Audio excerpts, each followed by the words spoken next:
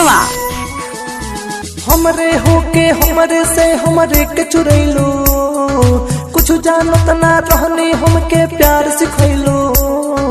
डोली में चढ़ गइलू, पियाबा के घर गइलू, हमरा संगे तू काहे जैसे कर गइलू।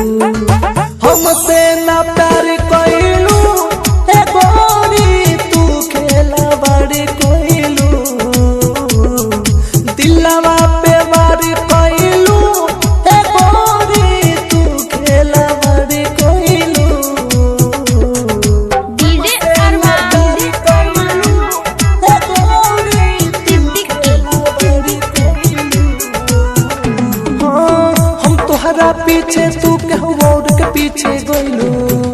सोचलू ना कैसे ये दीवाना जी पाई।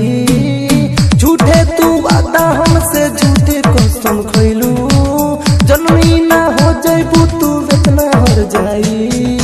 अखिया में देखे लोरबा, खुशबा डूबियाबा कोरबा, सोइया के पहिया में जाके कैसे भर गइलू।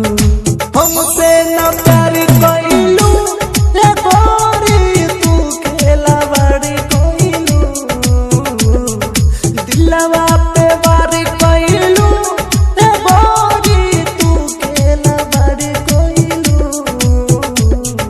डीजे अरमान ए गोरी, तू खेला बड़ी कइलू। हम तोहके, तू ना हमके समझे पौनो रानी। भइल अधूरा हमरा प्यार के कहानी। दिल में विश्वास जगा के घात तू हमसे कइलू।